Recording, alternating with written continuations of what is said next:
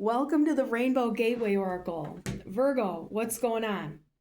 Thanks for coming to your reading here today. If you're new, welcome. We've got some readings for sale in the description box. Check it out. Click on the link tree. Email us to inquire if you have any questions, and we can get you a reading going. It's $100 off if you mention this reading today. Now, this is the Rider-Waite deck. Are you new to tarot? Why do you come to tarot? Put it in the description box. What attracts you to tarot? Do you like to make fun of it? Is it a mystery or mystical to you? Like, how do you feel about it? I'm wondering if I should lift this up a little bit, but we're going to just go into this mode.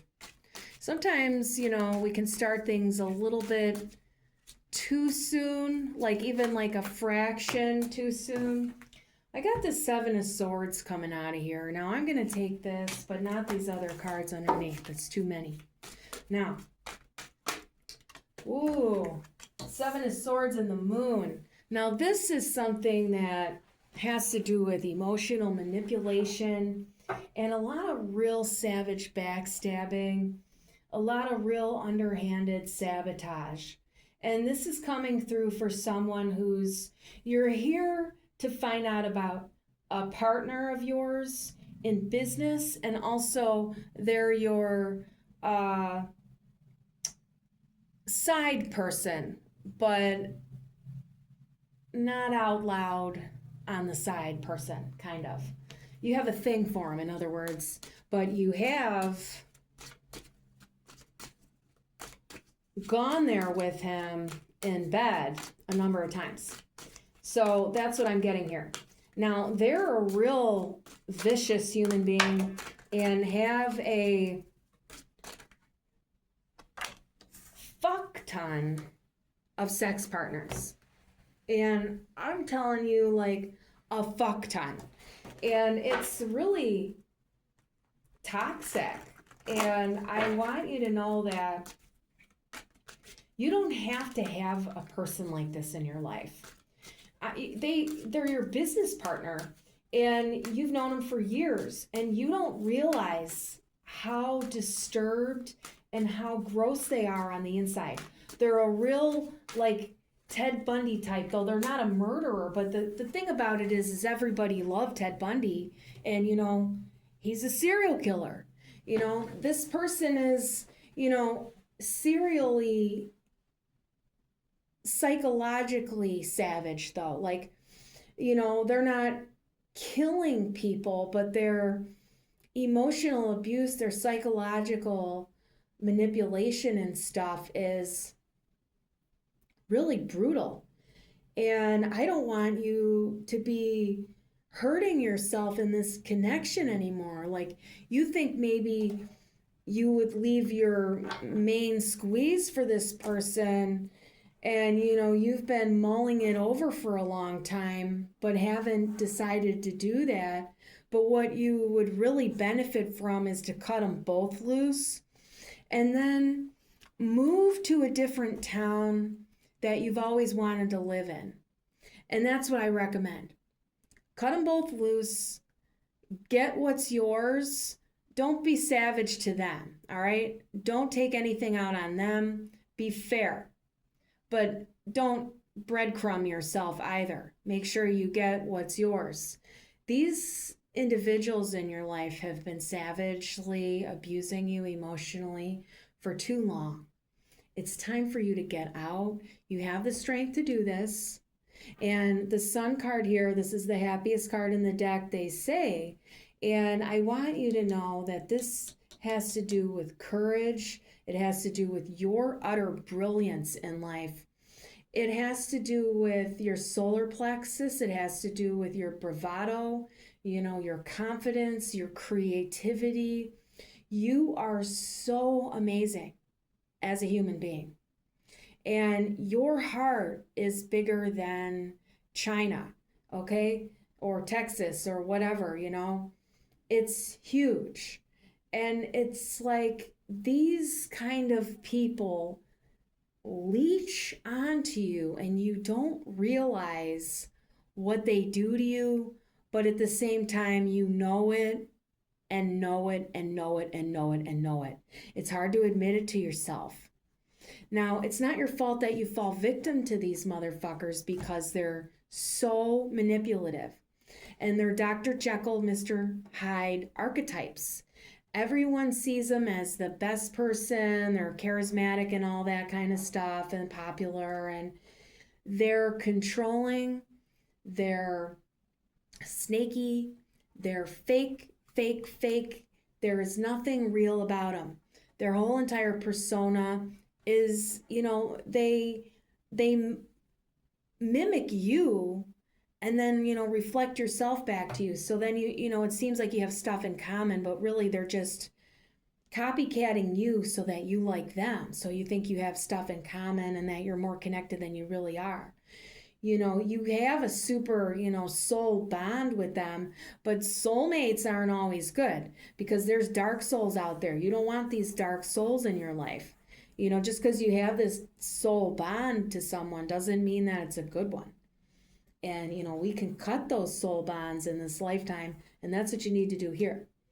There's been a lot of people in this day and age that are having to let go of long, lives of connections. Like, this person you have had previous lifetimes with, and, there's a big karmic issue. But when you cut from it this time, it won't come back to you in another lifetime. It's like there's unresolved stuff between the two of you. This is the time to resolve it by getting away from it, both of them. Now, at the bottom of the deck, we have the Lovers. This is going to tell me here that you're going to make the right choice for yourself in life to stay on your spiritual path and to love you first and foremost, and to follow those intuitive nudges, to follow your signs and synchronicities as you do. You're a good person. You don't deserve these, individuals in your life. Now, with the Four of Pentacles, I'm getting that, you don't want to spend a lot of money to have to do this, but you can do it in a way that doesn't break the bank and where you can still save some. But, don't worry about it. You don't have to cheap out on yourself, but there are a lot of ways of cutting corners that you don't have to reduce the quality on stuff. So see where you can cut corners without having to reduce the quality or take out the good stuff. Because you don't have to eliminate, the fun and the things that you need in life, and the self-care stuff especially is really important for you. But there are other ways to go about various other things in your life, you know what I mean? Like you can combine things, you can, you don't have to cut yourself short. And, this is just wanting to tell you here with the Six of Cups, your inner child is important. And that's your inner being, that's your inner self, that's your, your heart, your emotional body in this lifetime. And you deserve that gentleness and that care. Don't be harsh to yourself, don't be cruel to yourself, don't be mean to yourself in your head. Learn to have more gentle thoughts with yourself. You can't change your thoughts, they just occur to you.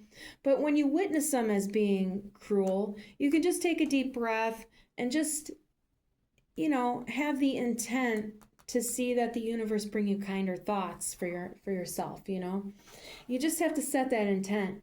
The important thing is that you pay attention to what's going on in your mind, and when you notice thought forms and thought streams that are violent, that are confusing, that are feeling like anguish or feeling stressful, when you feel tense because of what's going on in your mind, take a deep breath. Your inner child wants you to just, go skip along the path for a while in your day and hopscotch and stuff like that, like a kid would. And, just take that as a metaphor. What makes you feel like a kid? What makes you feel joyous in your day? Take a break and do something that feels good for a minute. And then you can see, where you're going to go, with the big decisions and the big choices and all of that kind of stuff. You know what I'm saying? So when it gets too heavy, just, break and be free about it, And this hasn't been emotionally fulfilling for a long time. You see that you're not getting this ninth cup here, and you'll never be able to get that. And that's what you keep hoping for, and that's the mental pattern, okay. Because, you get a little bit of a spark in the connection, and then it makes you feel happy for a minute. And then it's back to, you know, that whole emotional roller coaster inside when no one's around, all the feelings come out, and then you go to work and put on a happy face. Everybody does it. And, you don't have to have a life like that. You have to leave these partners, and you'll definitely pat yourself on the back and you'll feel better than ever. All right?